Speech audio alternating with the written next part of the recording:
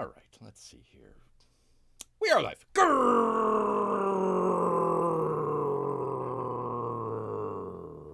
Greetings, humans. Greetings, and welcome back to another fun-filled episode. Bear here, 29-year veteran of the woods. Hello, people. From the cave, actually. From the cave out here. Enjoying the little bit of a cooler weather for you good people. So I want to say hello to everyone out there. Hello, Amy. Oh, by the way, by the by, as she talks about the winner of... we'll get to it in just a moment here, but we've got two great books. The Black Riding Hood from John Malin, and New Kind of War from... you kind of a collaboration. The Critical Drinker and your boy Zach. So we haven't done this in quite a while, so we're gonna put them head to head, mano e comico, or something along those lines. Get to that here in just a moment here, people. Bear was sitting here. He tries to collect his thoughts right before he goes online.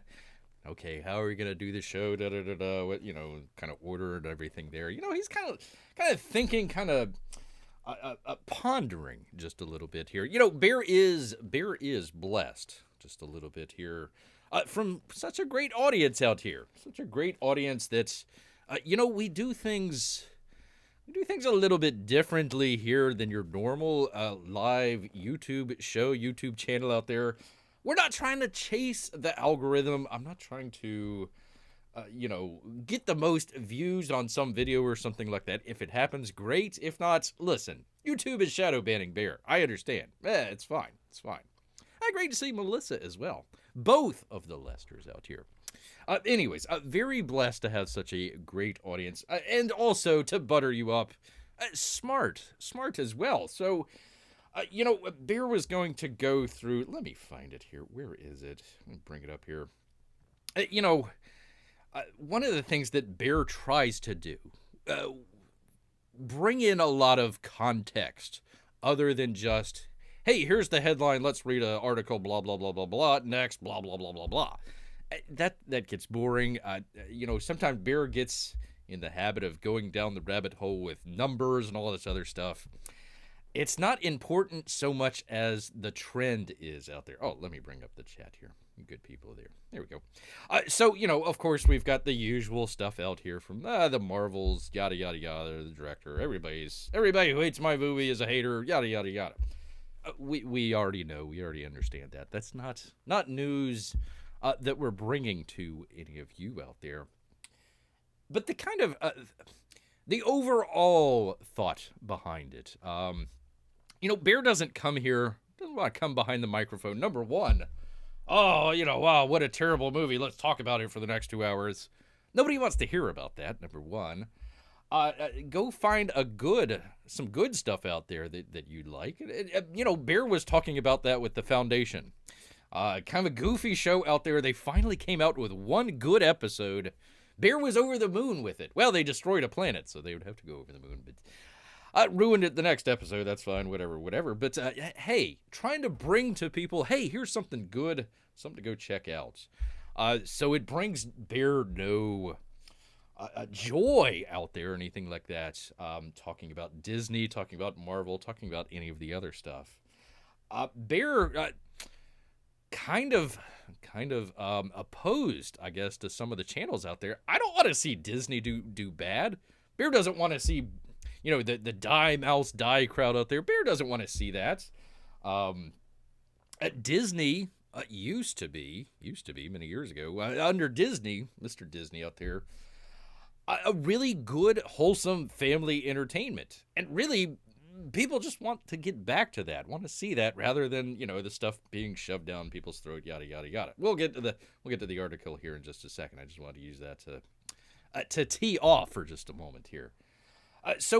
No ill will towards the MCU, no ill will towards Disney, no ill will towards Warner Brothers or, DC or anything like that, even though we talk about James Gunn and his escapades out there. But we do it to kind of chronicle what's happening rather than trying to oh, this is the down, oh, terrible, blah, blah, blah, blah, blah. You can only take so much of that. You can only take so much of, hey, everything's bad that's coming out of Disney before you just kind of tune out. That's probably a little bit what we were doing here with the Marvels. Bear came out relatively early, says, he was reading, whatever. It came out, what was it? There huge estimations. 110 to, 100 to $110 million was initially predicted. I think it came down to like 75 at one point, then came down a little bit further than that. Bear says, no, it'll be 45 to 55 million first weekend. I came in at 47, 48, something like that. Right on the money out there. I don't know too many YouTube channels that would have made that prediction, or if they did, I don't know how close they were, but pretty gosh darn close, people. Pretty gosh darn close. So that is kind of the setting the table of what we're talking about here with, what was her name here? Nina DaCosta. That would be the director of the Cat Lady. I keep calling it the Cat Lady film, but literally, it's a film with cats in it that appeals to ladies. Or doesn't, I guess. I don't know, but there you are. Here we go. Let's go ahead. Just jump. Well, hold on. Let me see here. Amy says, we're blessed to have you, Beer. Well, thank you. What a great audience. It's true. It's easy to find terrible things in the world now, says Amy. We have to keep looking for some light at the end of all the darkness, which kind of roundaboutly kind of leads us back to, let me get to it here. Where is it? With the thing. Two great books that we're going to be talking about here in just a little bit. Of course, one of them has to win and one of them has to lose. But both excellent books. Would recommend you go check those out if you can. Oh, by the by. Oh, shoot. I forgot to do it. If you do want to go check out Black Riding Hood, you're going to have to do it pretty quickly because it is going to be closing here in a couple of hours. So let me do that real quick here for you good people. Do the thing with the thing. Copy that. I'll drop it in the chat here, but also try to drop it in the video here. There we go. You can do that. Because good old friends, for crying out loud. We'll get into it later, but Indiegogo. Bear has hit his limit with Indiegogo here. Literally was trying to search. Wasn't trying to search for this. I was trying to search for the Black Riding Hood stuff. I didn't get too many images off of that, so we'll make it work. But trying to search for... Go on to Indiegogo and search for John Malin. You're going to find a whole lot of Johns on there, but not a Malin among them. So let me do the thing with the thing here. 1 second, people. Let's see, where is it? There we go. There's that. Talk amongst your shells, people. Talk amongst your shells. Let's see if that'll do it. That'll do it. That should do it. There it is. There we go. There is the campaign. 7 hours left, people. 7 hours left. So if you do want to go check it out, go right ahead. Go right ahead. This is the what they call the Malin cut. So he is signing that one, or if you never got the original Jawbreakers, and you want that signed as well, get on it while the getting is good. So anyways, yeah, try to promote the good stuff and negative stuff out of it. But you know what? Since she's out there blabbing her mouth, let's go ahead, get right on into it, people. Get right on into it and Bear's going to put a little stink on it himself here. Gosh darn it. All right, do the thing with the thing, get all this stuff out of the way. There we go. That would help. Professional show one of these days. The Marvels, coming from Bounding into Comics, John F. Trent. The Marvels. Director Nina DaCosta describes critics. Can we take a guess, people? Can we take a guess how a Marvel director describes her critics of the film that she completely bombed on? You would be virulent, violent, racist, and sexist, and homophobic. So not only do you not like women, you don't also like gay men. You just don't like anybody. Don't like anybody. And you're violent, of course. I mean, all the violence that is happening at the Marvel screenings out there, all being disrupted, shenanigans happening, all that sort of... Yeah, of course. Naturally. Yeah, we'll talk about that in just a minute. The Marvels director, Nina DaCosta, recently shared her opinion on that critics of woke Marvel are, quote, virulent, violent, racist, and sexist, and homophobic. Woo! Wow. She forgot that her detractors, must also hate cats. Terrible. There she is wearing a mask. I don't know why you're wearing a mask in that one, but whatever. DaCosta made her thoughts known during an interview with Variety's Angelique Jackson ahead of the film's opening weekend. The director was first asked if her use of the Beastie Boys' Intergalactic Planetary in the film's trailer was a shot at critics of America's sweetheart, Brie Larson's acting. Which, one of the things, listen, you could say a number of things about Brie Larson. A butt like lumber, all sorts of stuff. Bear has never criticized Brie Larson's acting. I think it's fine. I don't have a problem with it. I think she's put into roles that's very flat. Like The Room. She's not really delving too much into emotion there. Other films there as well, where it's very stoic. I guess the best way you can describe it is stoic. Which is kind of hard to tell. You got to be a really good actor to pull off stoicism and be able to make it work, and people can see the variations between there. So, again, Bear's not complaining about Brie Larson's acting. Bear could make 100 videos about Brie Larson. I'm sure they would do just fine. But why? Why would be the question of the day? That would be a waste of Bear's time. Jackson explained the lyrics. Well, that would be the, I guess, what was her name? Pardon me here. Variety, the reporter from Variety. The lyrics, well, now, don't you tell me how to smile, seemed especially pointed, evoking an earlier scene from the first Captain Marvel. By the way, who directed the first Captain Marvel? I don't even remember. Where Carol is approached by a smarmy biker who revs his motorcycle engine to get her attention and says, "You gotta smile for me. Hotcakes." When Carol doesn't react, he calls her a freak under his breath. See, he didn't even say it out loud. Like, all right, whatever, freak. Goes on with his life. Under his breath, and heads into a store at an L.A. strip mall. Her revenge, stealing the jerk's bike. No, that's not revenge. That is grand theft. Grand theft. Revenge would be, he stole her purse, and then she got it back, and then stole his motorcycle. Now that would be revenge. Taking a guy's motorcycle because he had a couple smart remarks. That's a crime. Well, maybe not in L.A. anymore. DaCosta said the song had nothing to do with Captain Marvel's critics. That's the first time I've realized that those lines are in the song. Madam. Holy cow. How do I put this? Ma'am, you are the director of the film. Every single thing that goes into your film, you better know about, and you better know what's going on. Unless you're showing your hand out there and basically telling everybody that the directors in Marvel films really don't have that much to do and are more, placeholders more than anything. The behind-the-scenes folks, those are the ones really directing the films. The CG artists and all that sort of stuff. So that may be one way to do it. Otherwise, she's a blithering moron. She added, "I cannot say that was on purpose on my part. Sorry to be disappointing," which actually could be the tagline. That could be the tagline here. Marvel Studios, The Marvels. Sorry to be disappointing.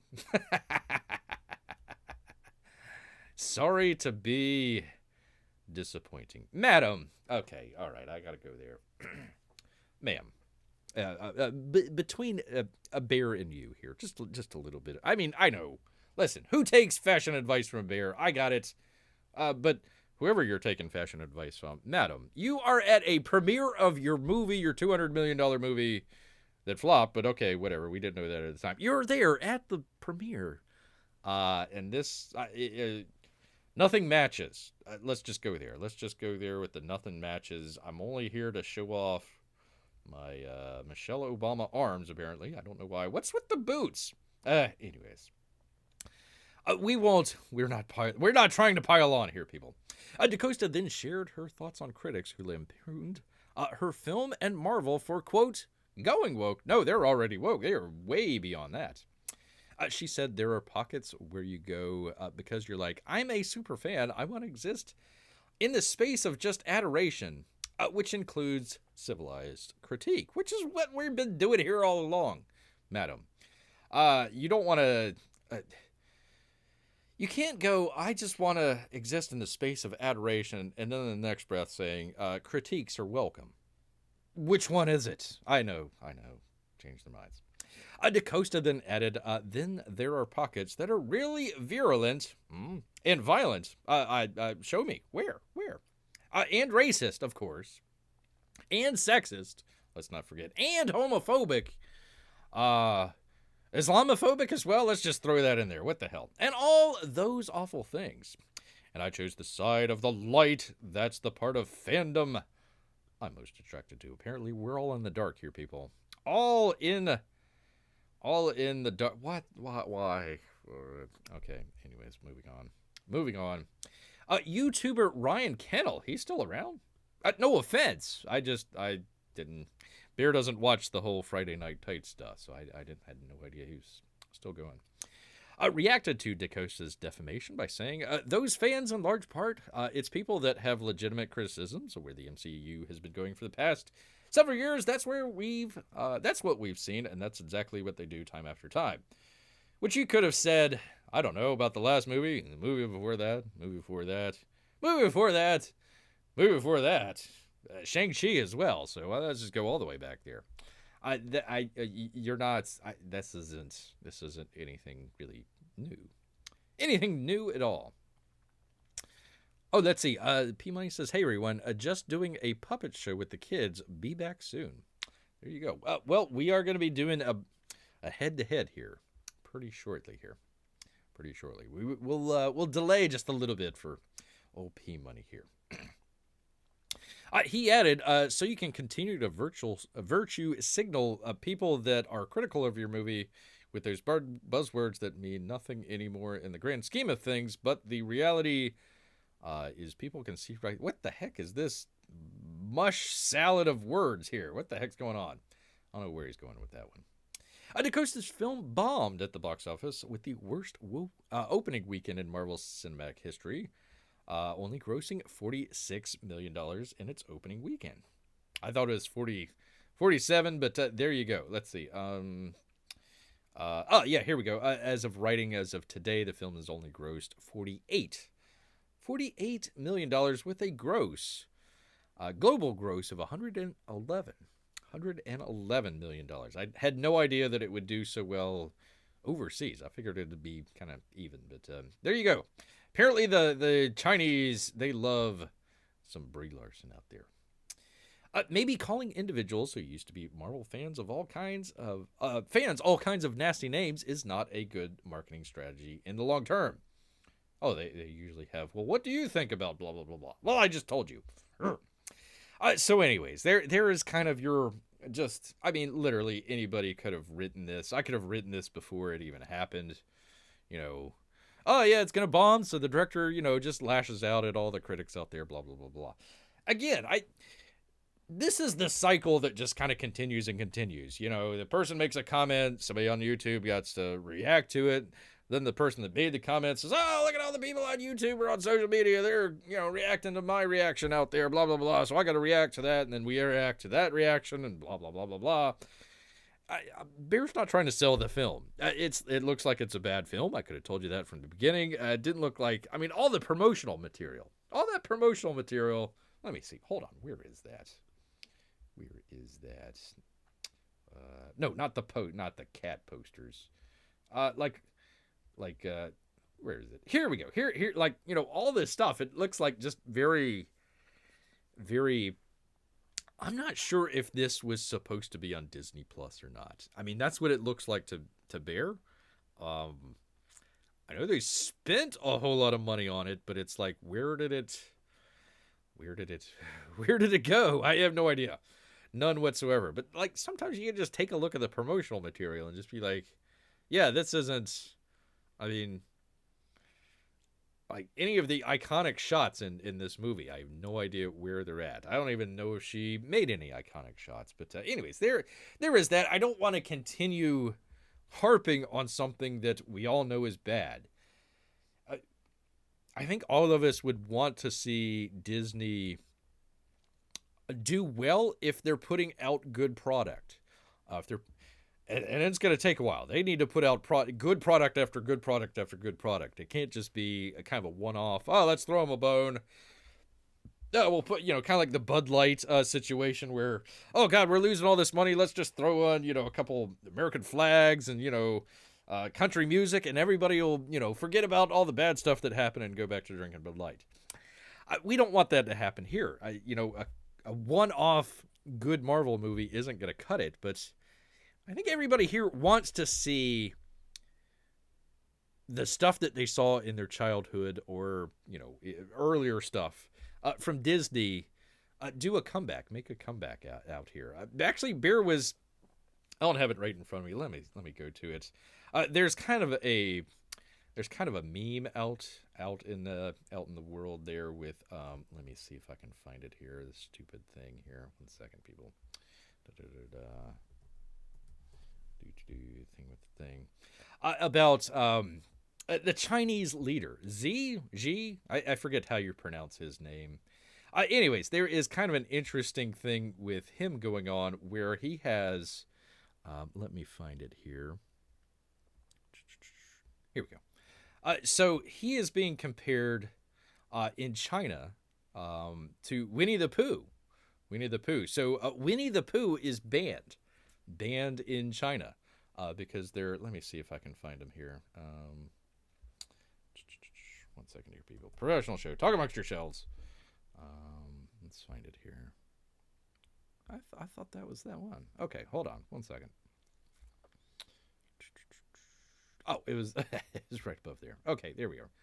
So there is old Sleepy Joe and the Chinese fella there, and there is kind of a meme going out there where they have stuff going on, and the Chinese dictator out there, he is being compared to Winnie the Pooh. Winnie the Pooh. Kind of an interesting thing. So all the stuff in China, Winnie the Pooh is banned out there. I'm sure just even mentioning this right now is getting Bear banned right now from China. But it's funny. It's funny. But no, I mean, going back, I had to go find some of these images for Winnie the Pooh. And I mean, look, they look terrific. I don't know which series this is on Disney Plus, but hey, the animation looks terrific. And probably everybody that studied animation out there has probably studied what Disney and some of the people that worked for him did out there. So Disney is doing good, can do good stuff out there. Again, this sort of actor strike, writer strike, die Hollywood die. Bear doesn't want to see Hollywood die. There's plenty of good, just average people out there that would agree with us on any of this stuff. That is, they're out there doing makeup, they're doing sound design, they're doing, this or that. Really good people. You get we need to get rid of Hollywood out there. You're getting rid of all those good people, and they actually have some good talent. And one of these days, when hopefully all this stuff passes, we're still going to need that sort of institutional knowledge of generally how to make a film. And I think a lot of people out there have forgotten how to do it. Just throw a bunch of money at it and it'll all work out. No, not really. Doesn't matter how much money you throw at it. If you have incompetent people, it ain't going to look good. Ain't going to look good at all. So again, Bear doesn't come at this, bashing Disney, bashing the Marvels movie. I don't care. Doesn't matter to me. I just want to be able to have a good movie that, hey, you want to market it to young girls out there? Go right ahead. Fine by me. I'm not going to go watch it, kind of like the Barbie movie. But hey, if it's a good movie, young girls out there enjoy it, go right ahead. Unfortunately, this ain't it. Thank you, Nina DaCosta. Nina the Coast out there. Loki must have turned everyone into cats. Nick Fury cat, Iron Man cat, Hawkeye cat. There you go. Does the movie star cats? Apparently it does. Apparently it does. This was a little red meat out there right before the movie opened. There's like, oh god, which was funny. One of the, I think, Midnight's Edge people out there, they calculated, they figured out that actually more men went to go see the Marvel's film than women did, which I guess with comic book movies, you would kind of figure it would kind of skew a little bit more towards the male side of things and everything. But they found that I forget if it was the amount or if it was the box office. I forget which, if how many people versus how much they spent. But if Bear remembers correctly, it was the number of people, and they found that there were more women that went to the Rambo 5 movie than went to the Marvels, which I thought was really interesting out here. So, Amy, Melissa, you got to go and watch whenever Bear does his final Rambo watch along here. You at least got to show up for the sisterhood, out there. Anyways, there's the cat posters for the cat ladies and yada yada yada. Good job, ladies, says Amy. Good job. Yes, indeed. Well, speaking, oh gosh, this is probably not the right audience for it, but Bear is gonna go for it anyways. Let me find it here. We're gonna do it, people. I'm probably gonna lose my loyal audience out here, but what the heck? We're gonna go for it. We're going to go for it because it kind of fits in. Let me find it here. 1 second. Do the thing with the thing. There we are. There we are. We actually have a funny, kind of an interesting news story here. Get rid of that. There we go. This would be Earth Sky. Lost tool bag from spacewalk. Caught on video. That's what you're checking out there. A tool bag recently lost by NASA astronauts during a spacewalk is now orbiting Earth and is surprisingly visible to stargazers. The object can appear as bright as a 6th magnitude star. You can see it on the video, which you're watching there, by Eddie Izeri and Nelson Ortega, taken from Puerto Rico on November 11th, 2023. At the time the tool bag was passing close to where we see Delta Aquae and Ater. I'm trying here, people. The brightest star in the constellation Aquila, the Eagle, rather. Orbital tracking and prediction confirmed the object in this video is in fact the tool bag that astronauts accidentally lost on November 2nd, 2023. The tool bag changes slightly in brightness, suggesting the object is tumbling as it orbits our planet. I thought it was flat. Although the tool bag was ahead of the International Space Station by about a minute or two. Whoops. We're going to... Hold on 1 second here, people. Gosh darn it. Thing with the thing. Let's see. Interact. Do the thing. Doink. Okay, there we are. Get rid of that. What are they talking about there? I have no idea what they're doing here. Anyways. Get off of that. Get back to it. Because you will never believe who lost your bags in space. P-Money says, oh man, I knew if I left my tools somewhere. Well, no, I'm sorry. It was a very historical spacewalk. The very first 2-female spacewalk in history. Who also happened to lose their bags in space. Whoops-a-doodle. Whoops-a-doodle. Oh well.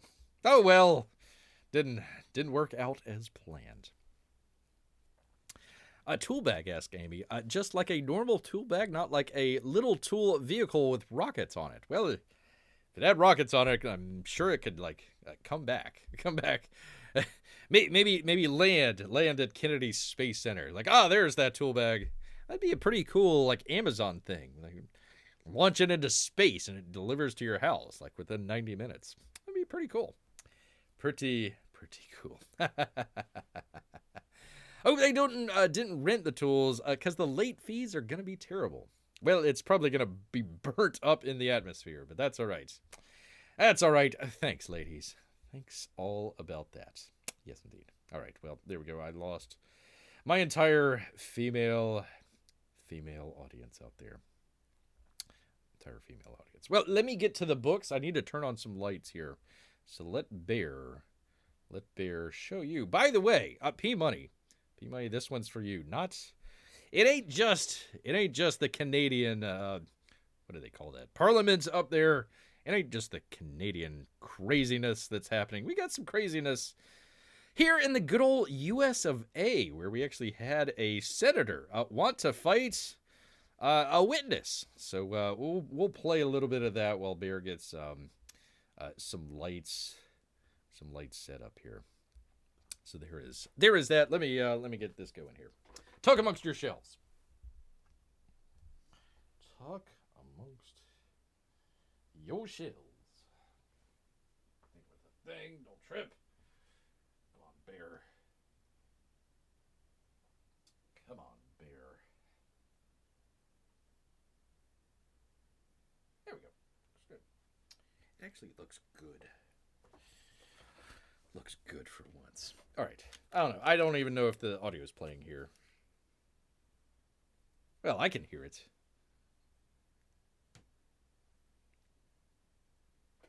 My shelf is giving me the evil eye, says P-Money. Oh, I'm sorry.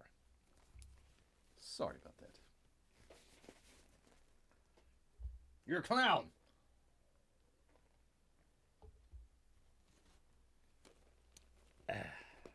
Ooh.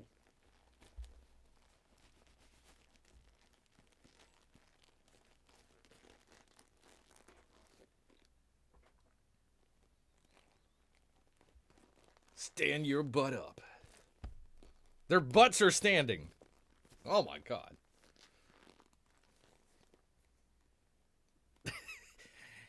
The voice of reason, Bernie Sanders.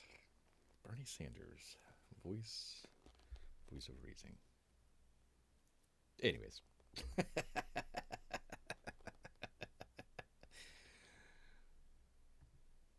Voice of reason, Bernie Sanders. Anyways.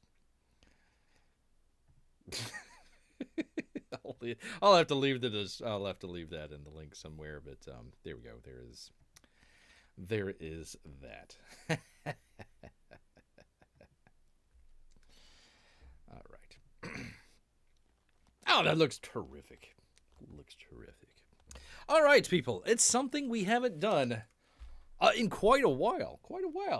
It's been a little bit before Bear can put two books head to head, mano y mano, bucco y bucco, to find out which one is the best. Which one comes out on top for Bear's picks. So today, people, we've got, that would be The New Kind of War. That's from, oh, hold on, let me turn the microphone here. There we go. New Kind of War, part of your boy Zach. He's coming out, Richard Seidmeyer, coming out with a prequel for the Rambo series, written with Sylvester Stallone. So this was a, oops, gosh darn it. This was a separate book written by the Critical Drinker. So the Critical Drinker wrote the book, illustrated by Kenneth Lowe. So it was already an IP, kind of a short story that they did out of that. So we'll check that out in just a minute. Going up against one of the comics gate greats out there. Try saying that 3 times fast. That would be John Malin and his controversial Malin cut of Black Riding Hood, which is kind of a retelling of Red Riding Hood, except for it's in the hood. It's in the hood, people. Kind of like the Leprechaun movie.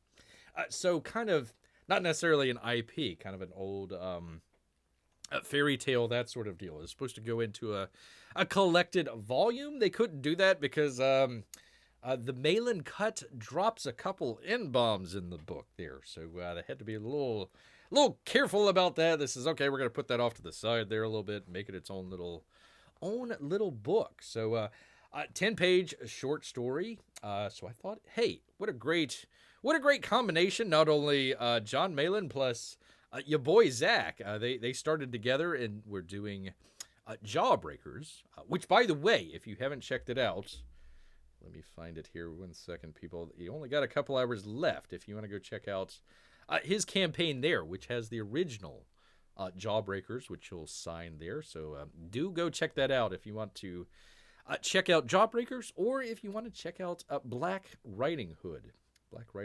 And of course, your boy Zach, he's also got his campaign out there. So if you like the book, do go check it out. Anyways, two of them head to head here in a battle royale. Now, starting out, Bear probably should have read the books before he decided to go ahead and put them head to head here. So just very briefly, right off the top here, there's no animosity. No animosity for Bear here. He's just putting them up together just because he thought two books head to head here would be a little bit fun. Apparently, there's, of course, always drama going on. I'm not sure what the latest drama is with your boy Zach over here. This isn't a complaint. This isn't a hit piece or anything like that. We're just taking a look at the book and seeing which one is the better book out there for you good people. Although Bear would say both excellent books. Nothing wrong with either of them. Nothing wrong at all. Let's see. So it's West Side Story, but a fairy tale. Similar. Very, very, very similar. So let's go ahead and just jump right on into it. Let's start out with the new kind of war here. We'll talk a little bit about that. I apologize. I don't have any images. I was looking high and low for Black Riding Hood. We'll just have to open up the book and I'll show you. And hopefully Bear turns to the correct pages and not the ones that will get Bear in trouble out here. So anyways, let's go ahead and check out. That would be a new kind of war. That would be written by The Critical Drinker. Artwork by Kenneth Lowe. Very interesting. He's got some very interesting artwork here. It is essentially watercolors here. So very expressionistic, which in Bear's opinion, in certain instances, like this first page here, really good first page. I thought it worked really, really well. I think on some of the other pages out there, it didn't work so much, only because the detail was lost. One of Bear's complaints, and not just for this book, but for any sort of war, World War II, actually this takes place in Korea. So this is going on 1950-51 Korea is the story. It's the story of Colonel Troutman. So if any of you are knowledgeable about the Rambo franchise, you had Rambo. He went into the town with Brian Dennehy. They chased him out of town. They were going to arrest him, all this other stuff. He gets a bunch of guns and he's out hiding in the woods, taking on the sheriffs and all this other stuff. Well, they bring in his old mentor, that would be Colonel Troutman, to kind of talk Rambo down and, talk him off all those crazy pills out there. And of course, the second movie, Troutman comes back after Rambo's in jail. Spoiler alert. Rambo's in jail, says, Rambo, we need your help. We need to go find some Vietnam veterans over in Vietnam. POWs, Vietnam POWs out there. So they go over there, they rescue those. There's the second movie. And then, of course, Colonel Troutman in the third movie tries to help our lovely friends in Afghanistan and then gets captured by the Russians. So Rambo actually has to go and save Colonel Troutman. So Colonel Troutman, kind of the father figure to Rambo.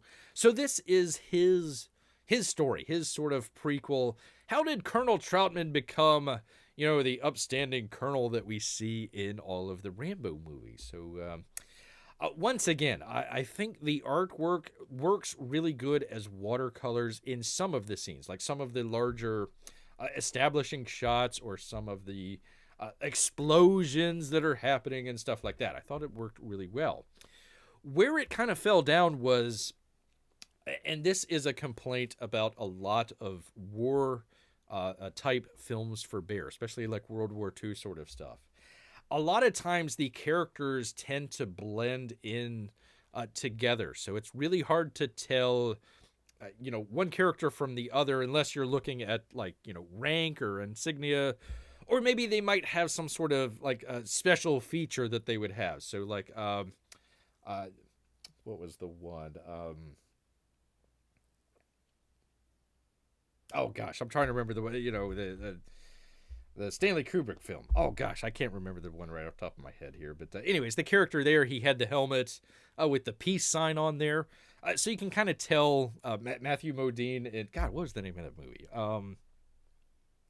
I keep trying to think Saving Private Ryan. It's not that one. Anyhow, trying to figure out the different soldiers. It was it can be a little bit difficult unless you have kind of a distinguishing mark or kind of a distinguishing flair that they might have. So in the book here, it was really hard to tell who Colonel Troutman was in the squad that they had. So a film where you're really trying to focus in on the early Colonel Troutman, what he experienced, all that sort of stuff. It was a little bit hard to kind of tell the difference between some of the soldiers there. It probably would have helped if he had a different rank, or maybe a special marking or something like that on his helmet where you could kind of tell a little bit of a difference.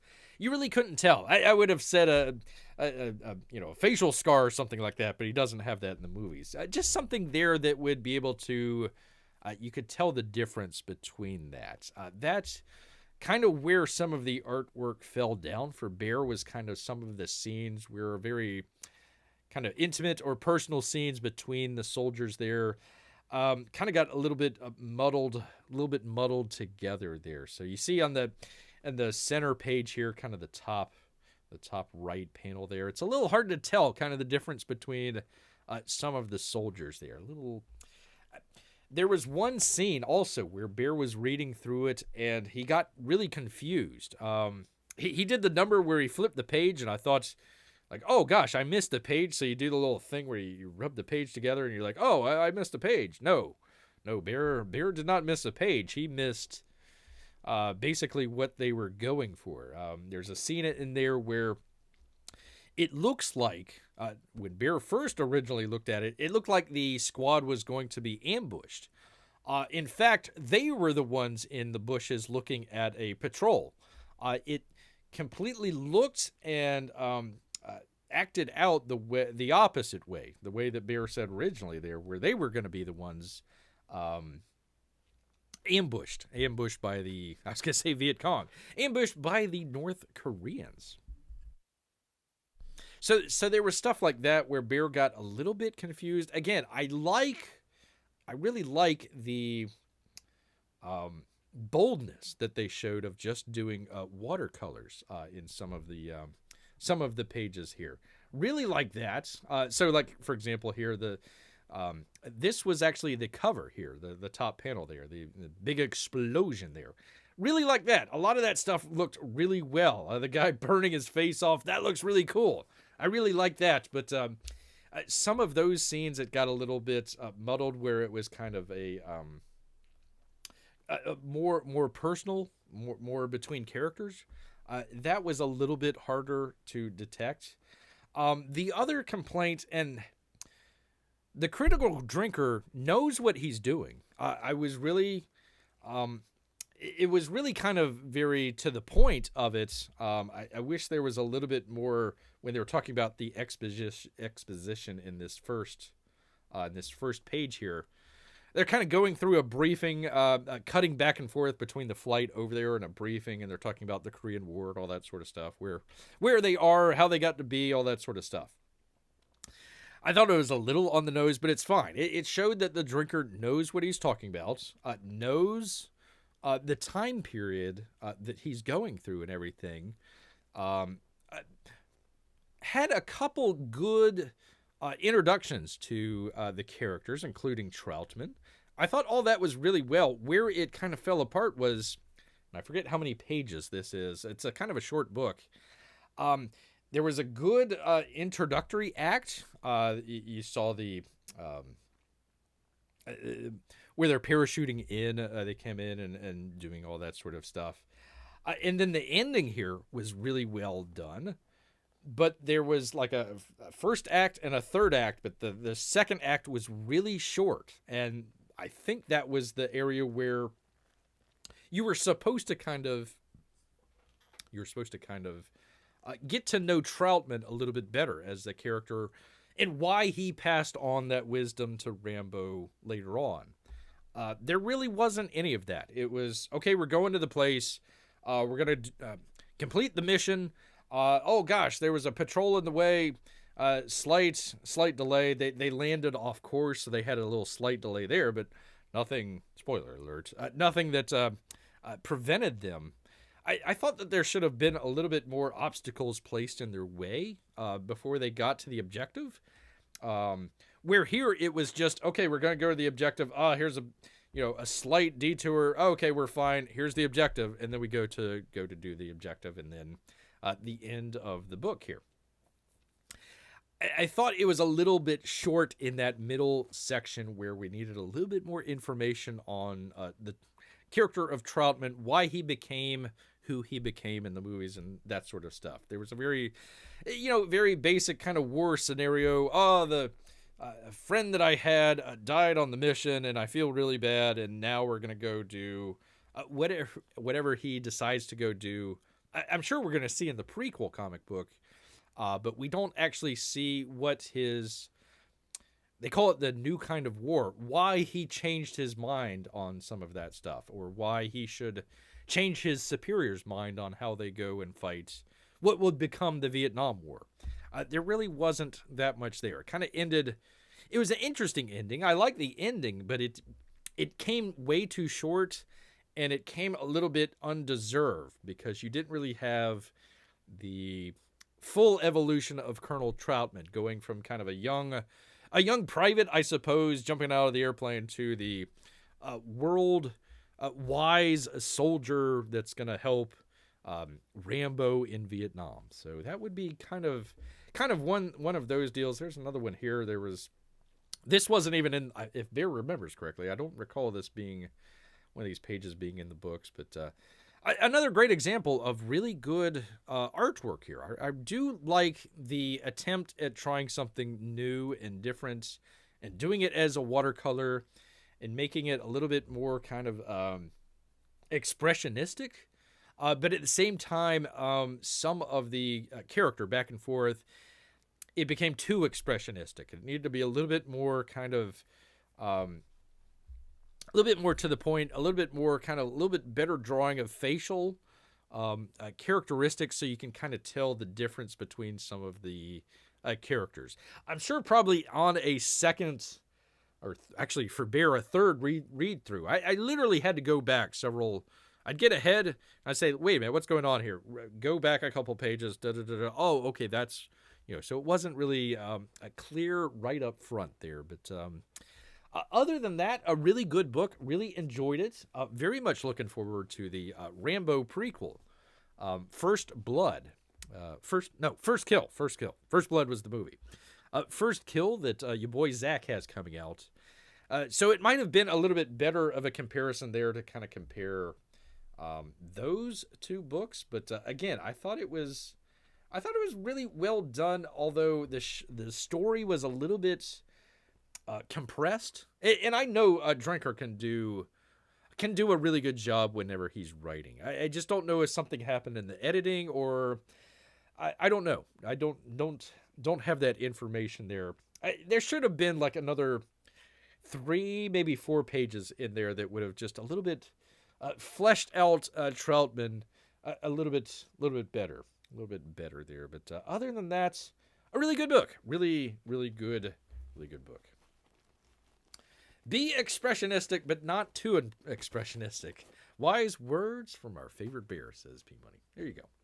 There you go. Oh, sorry. Let's see. When Colonel met Rambo, the feel-good story of the year. There you go. Bear was confused. A bear never gets confused. My world has been shattered. Well, I apologize. Apologize about that. All right, going up against it. in a very unfair fight here. I gotta say, it's a very unfair fight here. That would be John Malin. John Malin's book. I'm gonna have to pull it out here because I didn't get any. Which, by the way, Indiegogo really needs to pick up the pace here. Bear's getting to the limit of his Indiegogo stuff. I went to go try to look up the campaign for this. Maybe there might be a couple pages in there. Trying to find John Malin on Indiegogo.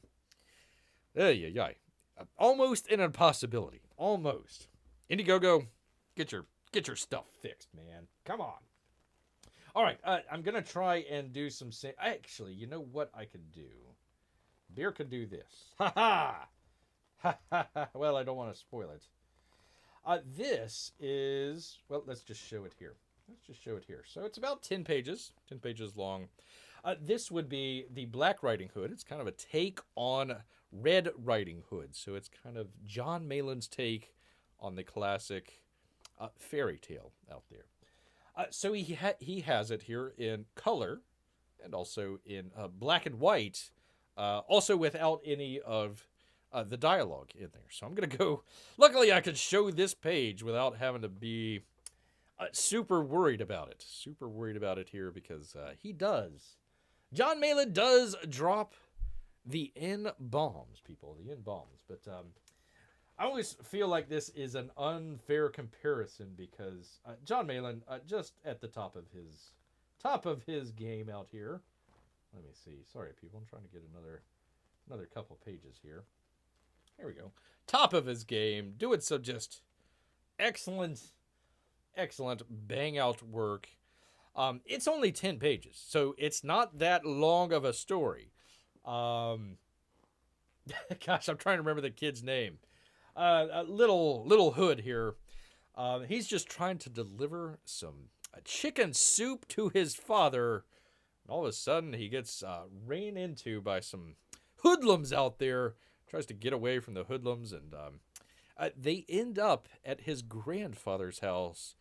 Does some nasty things to Grandpa, and of course takes Grandpa's place in bed and tries to fool old Little Hood out here into thinking that the werewolves, spoiler alert, are actually Grandpa. So Little Hood out here, he's not having any of that. Bam, bam, bam, bam, bam, bam, bam, bam, bam, bam, bam, bam. So there's a little bit of that. Again, I can't really show a lot of the dialogue, but top of his game on there, and the coloring looks just excellent on here. Don't think that just showing the black and white that is the cause of the only thing that you could see. There you go. There you can kind of compare the two there. So there's the black and white version.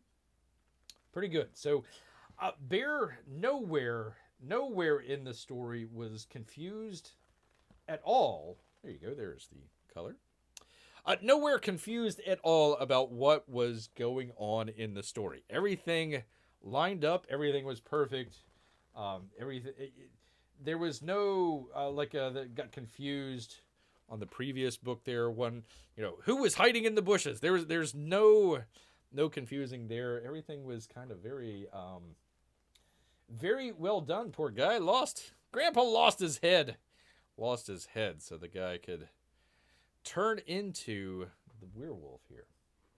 Get a little hungry. That's why he's at the Grandpa's door there. So there you go. Still looks really good in black and white. This could be just a straight black and white book and would have done just fine. The story, very to the point. He got straight to the point. Nice little twist there at the end. Of course, if you've ever read Red Riding Hood. Gosh darn it, I'm sorry, people. I'm trying to get to another page here without damaging the book. The priceless book that Bear is damaging here with his claws. There you go. There's the end of the book. Pretty cool. Godlike. Go check it out, people. I don't know if it's coming 2023 or not. He's only got a month left, so come on, John. Come on, man. Anyways, was not confused at all, either by the artwork or the story. I thought the story was really good. Nice little twist there at the end. I think he leaves it open for a sequel. I know John is not going to do a sequel, but he does leave the door open there if there's sort of a Black Riding Hood universe, I suppose. I don't know. The big thing is, of course, he's, dropping the N-bombs out there, starting off. But really, it wasn't... It's nothing that you're going to find anything different than like a rap music or rap song out there. It's very, I guess what they could call urban. Very much in with the community that he is talking. In fact, at the very beginning of the book, he says, hey, I'm a white guy writing about stories in the hood. Of course, I understand the contradiction there, but I thought he did really well. I didn't think any of the dialogue was off. I didn't think any of the characters sounded out of place or, white splaining or anything like that. I think he did a really good, really excellent job with how he did the book there. That was the controversy, but it's like listening to a rap song for the first time. It's like, oh my God, they said all these things. And then after you've listened to rap for years and years and years, it's like, oh yeah, okay, that's how it goes. So it wasn't as controversial, I think, as people are saying out there. It was just, I think Uncle E didn't have any idea that was going to be going into a comic book that he was going to be publishing with a number of people. So anyways, got the Malin cut. Very rare version of that. I don't think they're going to make any more copies. So if you do want your copy, go ahead and get it. Get it now. The Red Riding Hood Cinematic Universe. There you go. There you go. So anyways, very easy. A very easy one for Bear. Gotta go with my boy John here with the Black Riding Hood. With the Malin cut, the art, just, John Malin's doing it. He's banging it out at the top of his game, doing some excellent work there. Nothing against Kenneth Lowe. Nothing at all. I think they just needed like another editing pass through there. Maybe another couple pages added to it. Just explain to me a little bit more about Colonel Troutman. I got the entire book. Well, little Timmy got the entire book. To figure out what's going on with Colonel Troutman. And Bear couldn't tell you anything more about Colonel Troutman other than he was in the Korean War. And he had a bad thing happen to him. That was it. I don't know why he, what the cause is, what changed his mind. He didn't even say or anything like that. Maybe it might come up in the Rambo prequel book, but that would be Bear's only thing that holds the New Kind of War back. Other than that, I really liked some of the watercoloring. I thought that was pretty good. Oh, two other things here real quickly. Didn't necessarily move the needle, but it did show kind of the difference between the two. So if you've seen the box open for Bear, if not, where is it? Go check it out. Gosh darn it. Move that. I meant to do this. Go check it out. Go check it out. This is what it came wrapped in cellophane here, inside a kind of a basic mailer essentially, but two pieces cardboard. You got the poster. You got a poster with it, so you got the poster there. Nice colors, by the way. Pretty cool. That was it. That was your packaging for A New Kind of War. And your boy Zach. Now I know your boy Zach, very cut and dry. Very cut and dry with him. You got very few options whenever you're ordering something. It's kind of like the old saying, you can have a Model T in any color except for it's black. That's it. So you had that as compared to this came, and I'll show it in just a second here. So this is the box, obviously, that John Malin's book came in. So you can see right away the fabulous tape on there, which Bear kept saying, hey, Uncle E, you need to sell this. Well, apparently it's not bought by the roll. He actually has a tape printer out there. So that's how he made the nice little tape there. And also, as Bear always says here, whenever you're opening the box, the old Gemini mailer, the sign of quality. sign of quality there. So even if a bear gets his hands on it, you're gonna be pretty cool with the Gemini mailer here. And in addition to that, it came with the campaign that came with the, if Bear can get it out here, show you good people, the Cookiegate apparel. So there's the shirt. There's the shirt. Don't really need much with the shirt. I mean, bears don't even wear pants. But got the old beanie here though. Beanie, there we go. So some nice stuff there. So if anybody out there thinking about checking out some of the, I'm trying to remember the name of it, Cookiegate collection, we'll just call it. Do go check it out. Some good quality stuff. Good quality stuff here. Oh, you can't see it. Here we go. There's the beanie. There we go. Sorry, Mom. For crying out loud. Anyways, I'll just put it back on the bear's head where it belongs. So anyways, good quality stuff from Uncle E.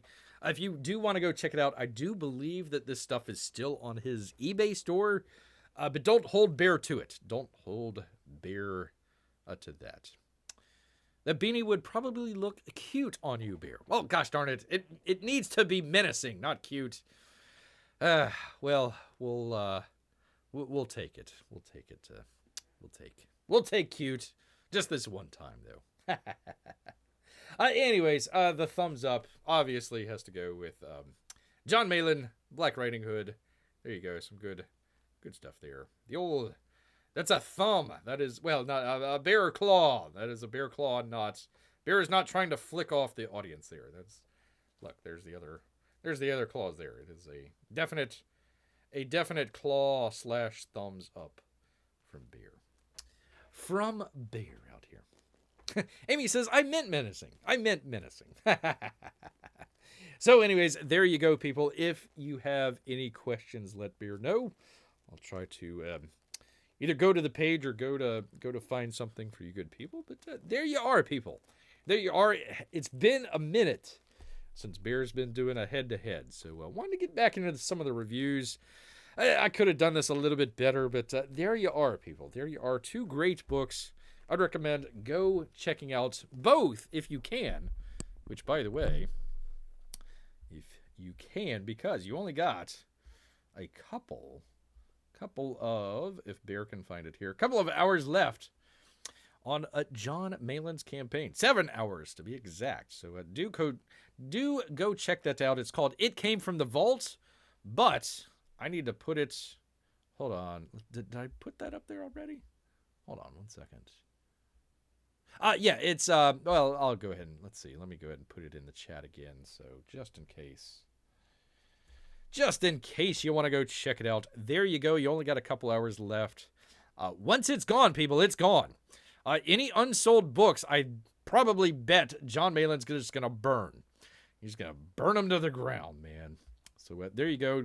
Go check that out. I'm sure there's probably some stream out there that's counting it down and taking viewers away from Bear, but that's all right. That's all right. There you go. So anyways, there is that. There is that for you good people. All right, let me get back to the chat. Let me get back to some of the drink here. Oh, shoot. Oh, hold on. Bear has more. Holy mackerel. Bear literally has more, and I totally forgot about until I just turned around.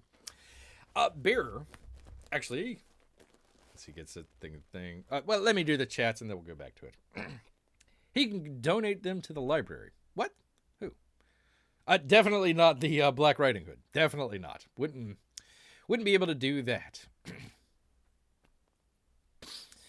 Let's see here. So John Malin on Indiegogo is like Bigfoot. You've heard of sightings, but never seen when you really need it. That's true. Go search for It Came from the Vault on Indiegogo. Go right ahead. You're not going to be able to go search for John Malin on Indiegogo. You're not going to be... Bear's at the wit's end for frickin' Indiegogo. It's got to be a really good book out there for Bear to buy it off Indiegogo. We'll talk here in just a minute. Graham Nolan has his own website out there, so you can go check out his stuff. Number of other artists out there as well. We'll check out the cybersecurity, but Bear would say just do that Freaking Indiegogo. Urgh. Let's see. Nice panel, says Amy. Well, thank you. Thank you. That should be an official review on the comic cover. I was never confused, says the Comics Bear. No, I mean, it was clear. It was clear as a bell. Clear as a bell. Why do they say clear as a bell? Are bells clear? I don't know. Weird. Little Timmy likes a lot of good books. He sure does. Poor guy. I wonder if his mom went to go see Rambo 5. If you weren't here earlier, there were more women that went to go see the last Rambo film, Rambo 5, than went to go see the Marvels on opening weekend. Go figure. And Rambo 5 was probably, I don't want to ruin the freaking, don't want to ruin the watch along that I'm about to do here, but it was one of the lesser ones that Bear liked out there. So there you are. There you go. Amy says, "Oh no, not that one. Definitely not a Black Riding Hood. Definitely not. Definitely not." All right. Actually, Bear's got more. There's actually more, people. So let me do the thing with the thing here. Do that, because, and I don't know if let me get this out of the way, and I probably gotta tilt it down just a little bit here. Get this out of the way. All right, do the thing with the thing. In the thing, because, gotta give a shout out here. Shout out here to the jerk. That would be the jerkmonger. Jerkmonger people, literally, within a week. Within a week here, man. Very cool. So if anybody was checking out, oops, let me move this. There we go. If anybody was checking out the auctions, last Wednesday. Here we go. Here, people. So let me, oh shoot, I don't have the old trusty knife with me. Let's see how we can get this open with the claws. Come on, man. So anyways, Bear was out foraging through the neighborhood trash cans. Yada, yada, yada. Postman came up. Delivering a package to little Timmy McTiverson. Bear scared him away. Let me draw this package here that he's trying to get into right now for you good people. Mainly because he doesn't have the old trusty knife with him. I thought it was one of these things that's like, here, just tear here. Tear here, Bear. For crying out loud. Gotta use the old teeth. Well, that ain't working. Well, Elliot, I apologize. You did a great job wrapping this up, but gosh darn it. One of these days. There we go. There we are. Get to it. There we go. Okay, we're gonna get to it here. Oh God, more tape. Oh God. There we go. There we are. Anyways, sign of quality here. Sign of quality, but here we go. Thank goodness. It ain't a knife. But it'll do. It'll do for you good people here. So a very, very impromptu box open here for you good people. Let's go ahead. Yeah, come on, man. Oh, jeez. Elliot, great job with the tape. Excellent job with the tape, but little too good. A little too good for old Bear here. All right. Get our way into here. There we go. There we are. There we go. There we are. There we go. All right. I think we got it. Nope. Of course. More tape on the other side. This is why Bear doesn't try to do live box opens. There we are. There we go. I'm sorry. I meant to zoom it out here a little bit, but that's about as far as I can get it out there for you good people. We'll tilt it up here in a second. Like he said, sign of quality. Thank you, Elliot. Let's shake it out here. shake it out. More tape! Oh, for crying out loud. One of these days. Yeah, so Captain Kirk yelling Khan, does Bear yell tape? Tape. No, seriously, great job packaging here, Elliot. Great job. You can tell it's a great job when wild animals have a hard time getting it open. Getting it open for you good people. Thankfully, I had the old trusty scissors here. Oh my gosh, can you imagine trying to get this open with these claws? It'd be hard. It'd be pretty hard, man. All right. Drum roll, please. Drum roll, please, because we've got some original artwork here. Original artwork here. Let me bring this up so people can see it. There we go. So there it is. There we go. Blazing saddles. Blazing saddles. Let me get it out of the thing here so people can see it.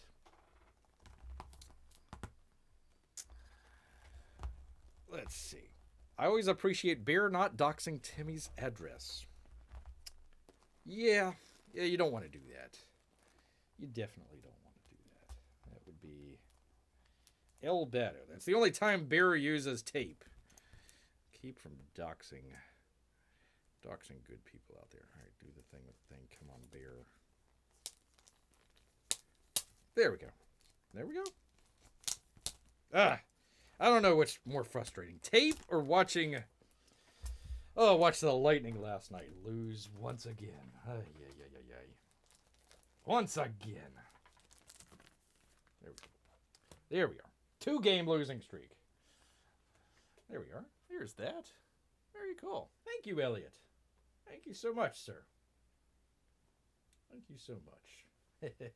Oh, there's another one in here. Hold on. Hold on, people. There's more.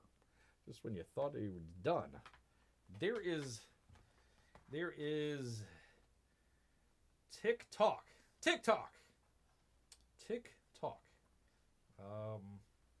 Okay. I'm not exactly sure who this is supposed to be. I'm guessing maybe this is Elliot here. I'm not sure if that is a self-likeness or not. Don't really know here. But, there you go. There is. Maybe it's another book that he is working on. Maybe it's another one that he's working on there. So here we go. Here we go. See that a little bit better? We can see that just fine. See that just fine. So there you go, people. There is some original art from the one, the only, Elliot Fernandez.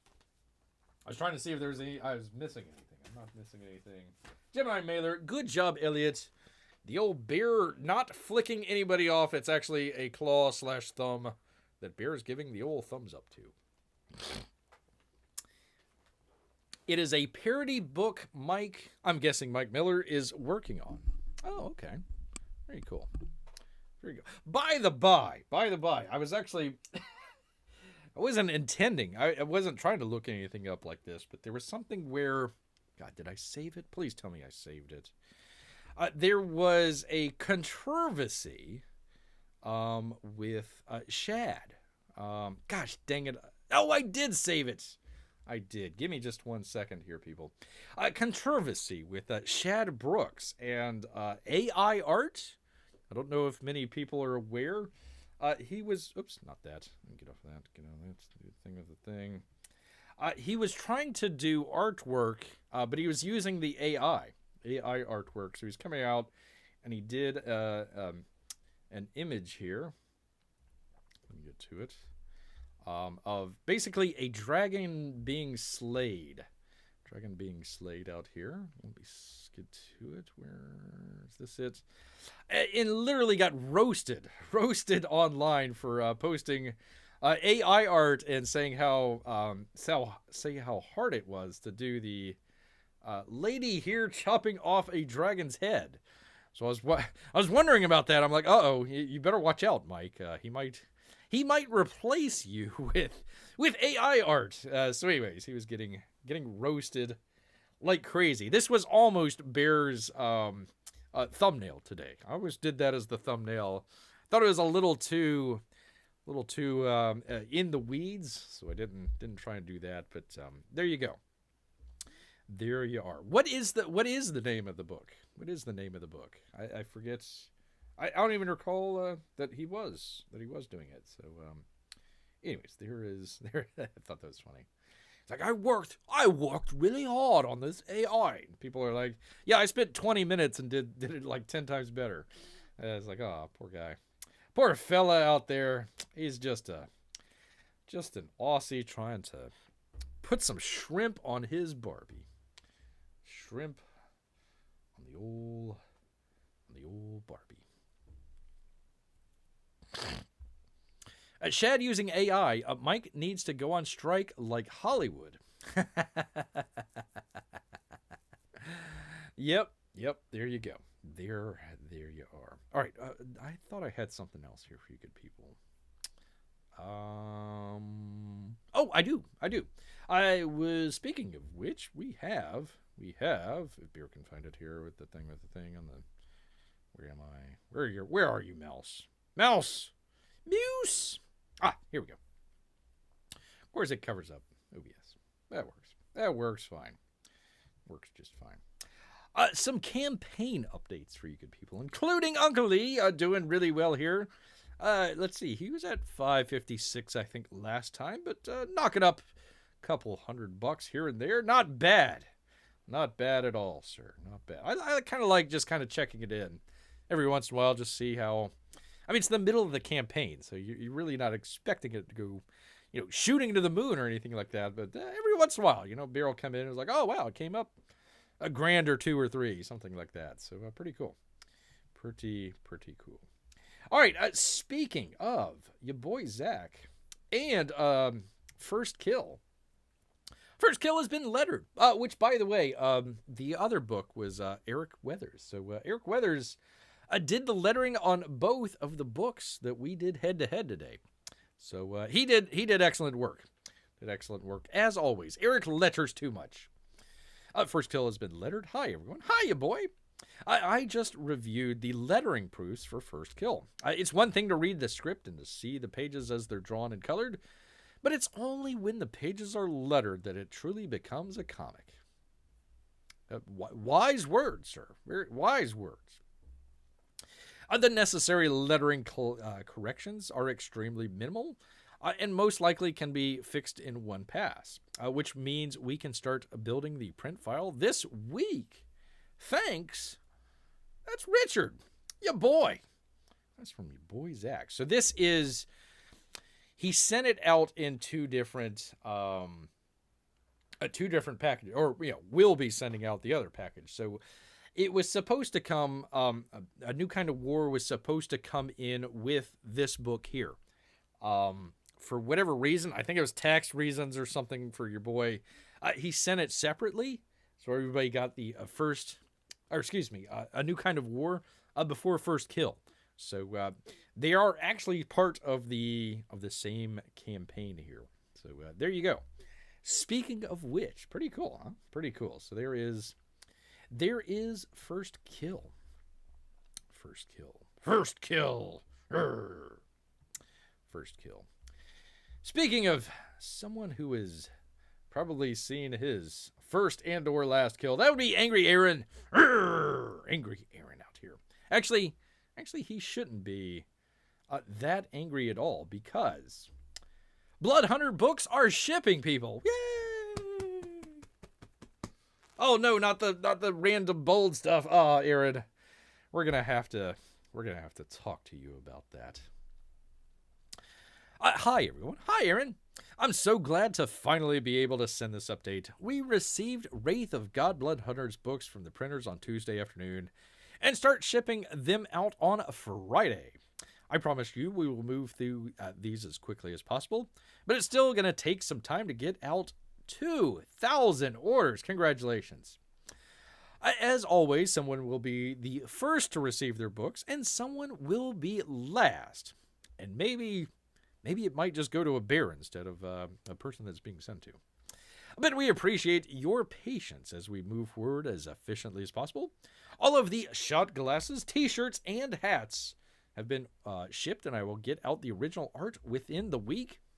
If you find any mistakes in your order, or maybe, wild animals just happen to intercept the order for whatever reason, stuff happens. Just let us know, and we'll make it right. Thank you all for backing and continuing to support Empire Comics books and products. So, congratulations. Congratulations, Aaron. Gosh darn it, Aaron. Bear has been neglecting. Since last year, I think? I've been neglecting, or maybe earlier this year. Yeah, I think it was earlier this year. Literally has everything scanned in and ready to go to do the original, the original Wraith of Gods review, and has not gotten to that. So, this might be the time where Bear gets the second book in and just does a review of both of the books. That might be the way to go. Might be the way to go. LOL says, P Money, I got to find a way to tell Aaron about Bear's bold reading. Bold. Let's see. They afternoon and start shipping them out on Friday. I promise you, we will move through these as quickly as possible. Yeah. It gets Bear's dander up. I tell you that. Gets Bear's dander completely up. All right. And finally, actually, we were talking about this earlier, but let's jump back into it here. Joe Frankenstein. Part 2 is here. Actually, it is. Where is it? Where did I put it? Where did Bear put his book? For crying out loud. That's away from Bear's arms here. But Bear got this one. Joe Frankenstein Part 2. Another one where he's got to read the first book as well. I got a lot of readings to do. Hello, Compass Comics Commandos. We're commandos. If you missed out on getting your copies of Joe Frankenstein Part 2 when the campaign was live, we got you covered. Both the main cover and the variant are now available on the website. And while you're there, you might as well get yourself or your significant other a cute Chino plushie. He says, trust me, they will love you for it. Just imagine him sitting under your Christmas tree on Christmas morning, to frighten you. The Chino, he's come. He's ate all the cookies from Santa. Ultra rare, limited to 500, includes the Chino All My Love mini prints. Look at all that love with the heart in his hand there. Is that a heart in his hand? He's got a heart. Literal human heart in his hand. All my love. There you go. There you are. Graham, what one small thing. When you tell people that the main cover and the variant cover are on the website, put a link to the dang website, man. Put a link. Bear had to go search high and low for that. I've got it in the description. Go check it out there. But there you go. Come on, Graham. Just put a link in there and people will go to it. So there you are, people. There is our comic updates for today. And you know what, people? There isn't. It's not just. Of course, we are here a either beanie and or a hat group, the Comics Gate, but there is more. There's more than one gate out there. People have talked about, Watergate or Gamergate or any of that sort of stuff out there. There's another one, people. There's another one. Would you believe Cookiegate is upon us? From the New York Post. Simon Thaler. Oreo fans claim company is skimping on cream filling in latest shrinkflation scam. Shrinkflation. Is that what happens when you go into the water and it's a little bit cold? Get a little bit of a shrinkflation downstairs? Is that what they're talking about? Let's find out. Oreo fans believe they've uncovered the latest and biggest scandal yet in shrinkflation across consumer goods, claiming that the crucial cream-to-cookie ratio has been quietly shrinking in their favorite snack. What? No way. No. Oh, my goodness. Oreo is dead to Eric Huffles. Oh, my goodness, sir. Oh, my goodness. Well, you know who isn't dead? Eric isn't dead to old Bear out here. Give Eric the old thumbs up there. He does just the excellent work on the modding out there on some of the great channels. By the way, Eric, you just missed. Well, let me get this out of the way. You did miss some great artwork. Did miss that, but we did a... You'd enjoy this. Rewind it here. We'll try and make it a separate video here. Let me go back just for... Oh, and Jiminy as well. You missed Bear's attempt at trying to open a package. Ay, that was a nightmare. Where are we? Thing with the thing. Come on, Bear. No, not Marvels. Where did it go? Oh, there it is. Ah, for crying out loud. Bear, I tell you. We just did a head-to-head with the Malin cut of Black Riding Hood versus a New Kind of War. I'm not going to tell you how it turned out. You're going to have to go back and look at it. But yeah, there we go. That's what we were doing. And of course, I got a little bit of Elliot. Let me get to it here. Find it. Come on, man. Come on, Bear. A little bit of I don't know if you remember. Oh yeah, you were down there taking pictures with Bear. So yeah, you got to see old Elliot Fernandez down there in Tampa. Got a little bit of nice little artwork there from him. Some blazing saddles. Blazing saddles. There you go. And good to see Jiminy as well. Wrong emoticon. He's hey Amy and very sad. Very, very sad. All right, more people. This is very important. Getting Bear all turned around here. That's because Oreo people, who is dead apparently to Eric. Completely dead. That's all right, though. Oreo fans believe they've uncovered. Yeah, we already read that. Louisiana resident Shane Ransonette told the Wall Street Journal that he and his wife, Christine, recently bought a package of Oreos and noticed that the twin wafer cookies were sandwiched with just a thin smear of cream. How? You can't smear no cream. Suspicious, the couple decided to test double-stuffed Oreos, which they usually skip for having far too much filling, only to see the familiar-looking cookie when they open the package. Here we go. That's the regular Oreo, Ransonette told his wife. 60-year-old Nebraska resident Beverly Cooper also noticed that the cream filling of the double-stuffed Oreos was downsized. She says, "It's a sign of the times. This is the way of the world now." Terrible people. Terrible. Look at there, 1 pound. Cookies from 1986. I don't know how well they taste now, but there you go. That's what they looked like in way back in 1986, before Bear's time. Mondelez, the Chicago-based maker of the cookie sandwich. Mondelez? Oh, okay. Learned something new today. Told the Journal that it's tried a number of different strategies recently to offset the rising cost of cocoa and sugar, such as offering fewer discounts and shrinking package sizes. I hate when my package shrinks in size. The company denies skimping on the cream filling. We would be shooting ourselves in the foot if we started to play around with quality. The CEO told the Journal, also blaming possible irregularities on manufacturing at individual cookie. He's throwing his own people under the bus. How dare you? Users on social media are skeptical. A forum on Reddit, the Shrinkflation Reddit, has amassed more than 100,000 users who gripe about favorite products they claim to have been skimping, as prices have either stayed the same or ticked higher. Among the topics of conversation, Oreos. Oreos have way less cream now, questions one user. Opening a package of Oreos and splitting the cookie sandwich in half to expose a thin layer, people, of cream, described as, quote, kind of lame.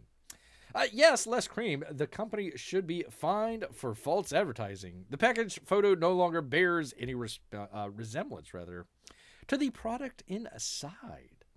Another post on the Reddit post, posted by Blue Osiris 1, yes, indeed, posted how much the family-sized double-stuffed Oreo packages have literally shrunk. The older, larger box of the beloved cookies says the net weight is 566 grams, while the newer, smaller package is only 530 grams, per the photo shared to the forum. Look at there, people. If you can't trust a photo shared on Reddit, Who can you trust? Who can you trust, people? It's bad enough these companies raise prices way above their increased production value and blame inflation, but now they're selling us even less for the same already inflated prices. Oops. Didn't the cream cover nearly the whole Oreo before? Asked another user. On X, someone called the Oreo shrinkflation scandal Cookiegate. Cookiegate, people.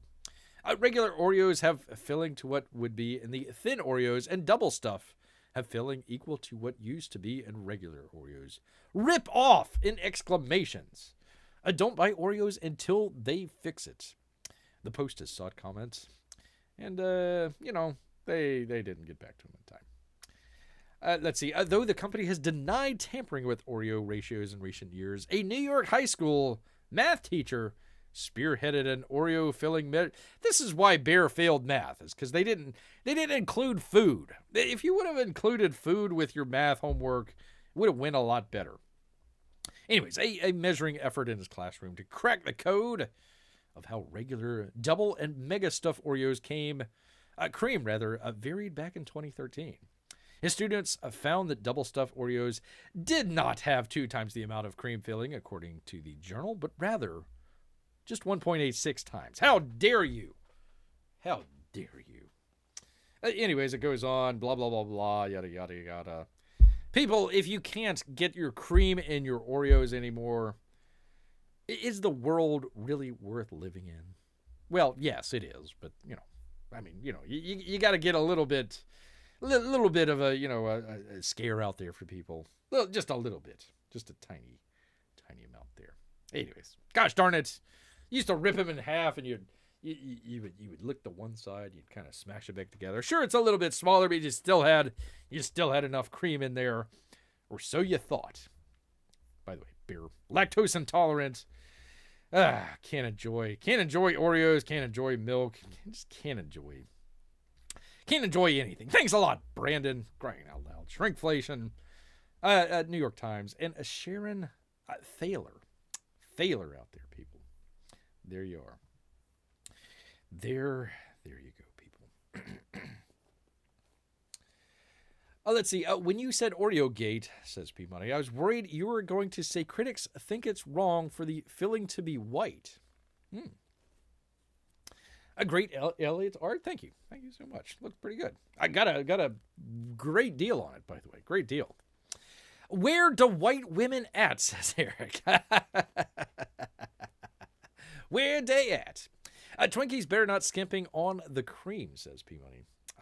Let's see. Oh my gosh. Amy says, I like the cookie more than the filling. What? What? Amy, I sometimes Bear has questions. I'd probably like them that way, but that's not what people who like Oreos would expect when they open a bag. So don't MCU the cookie. That is a quote right there. Don't MC that. Yeah, there you go. I like this. I like it. Don't screw it up. Don't MCU it up. I like that. See, we start with the MCU and we kind of come full circle with it. How about that? That's it. I'm protesting. How can we protest problems with the Middle East when we got Oreo concerns? That's right. Eric used to eat double stuffed, dunked in milk all the time. I got out of the habit years ago. Yeah, I haven't had an Oreo in quite a while. I don't know. It's not like Bear's just like, I quit Oreos. I'm done with Oreos. It's just like, chocolate chip or another cookie. They were kind of small. They keep, I don't know. Bear remembers like they used to be a little bit bigger, and I guess they kept shrinking. So now they're not only shrinking the actual cookie, they're shrinking the cream in the filling there. How dare they? How dare they? Oreos is not a winner today. Not a winner at all. Let's see. How many of those could you eat before the sugar rush got to you? I don't know. Bear just, you'd get that black tongue. You would just, like, everything would be black. You'd be like, oh, okay, Just I don't know. I like Oreos, but gosh darn it. You got to buy the double stuff to actually get the regular ones nowadays. Forget it. Forget it. They're just trying to make, they're just going to fit, they're going to get rid of the cream and they're just going to fill it with bugs and deal with it. And you're just going to live in your 15-minute house and, eat the bugs and go to your pod and, watch your MCU Marvel film, Miss Marvel 12 or whatever. It's just crap on a cracker out here. What was the quote? Hold on. What was the quote that we described of this? Hold on. What was it? It was what was it? Oh yeah, here we go. Sorry to be disappointing. Sorry to be. That could be Oreo. Well, sorry to be disappointing. This is what Bear was saying. Marvel Studios, the Marvels. Sorry to be disappointing. Somebody literally needs to put that in the background there. Marvel's sorry to be disappointing. Sorry to be. Anyways. We've done enough ragging. Why? I'm not even showing it. Anyways, well, it was... If you would have seen Bear's rant, he was talking about the bounding into comics thing there, but there you are. That's what he was talking about, but on to other things. On to other things here, people. All right. Well, people, this has been quite the amazing show. I didn't even know we were going to be able to do the video for you good people, but we did it. We made it happen here, people. We got some great books, some great artwork. Got to check out two interesting. It's kind of interesting that they worked together at one point. Your boy Zach, who did the A New Kind of War and the First Kill, and of course John Malin with the Black Riding Hood. They both worked together on Jawbreakers, which you can get right now. The original copy, if you follow Bear's link up there. What was it? 8 hours? 7 hours? 7 hours to go, I think. Yeah, 7 hours to go, peoples. Do go get on it if you want a copy of the Black Riding Hood, which is probably worth quite a bit of money now. And also Jawbreakers as well. If you want to get that signed, go for that. Go for that, people. Go for that. That could go on a t-shirt. Sorry to disappoint you. The Marvels. Sorry to disappoint you. There you go. People, we don't laugh at the demise of Disney. We just want them to put out better product and stop being so woke and quit trying to turn kids into whatever they're trying to turn them into. Whatever the heck, man. Whatever the heck. All right, people. Well, you know what? Let me go through the list here. Thank everybody. I think Beer will kind of wind it up here. Always got to thank the lovely Lesters out there. Thank you so much for stopping by. P Money as well. People must have done. Oh, how was the puppet show? I hope it went well, and say hello to all of the little P Moneys and Mrs. P Money out there. Let's see, Eric, mod extraordinaire out there. If you see him in another chat, give him the thumbs up. He would appreciate that. And of course, Mr. Tape himself. Maybe Jiminy Crickets. Appreciate you as well, sir. And of course, all of our Russian bots and lurkers. Thank each and every one of you. Like he said, kind of start off the show. Bear is blessed and very lucky to have such a great, smart, interesting audience out there that's, follows Bear where, most people will do just whatever the algorithm, whatever the sort of news of the day is, and just kind of follow that. Bear follows his own heart. That's why you get funny stories like Oreos or losing tool bags in space or something like that. So do appreciate everyone out there. If you've mixed the either box open or the head-to-head, definitely going to do the head-to-head in a separate video. So look out for that in the next week or two. We'll put that up and do its own head-to-head. Yes, indeed. All right, well, once again, people, you know what? All this talk about head-to-heads is making Bear hungry. So he's got to head back into the woods. So until next time, people, grrr!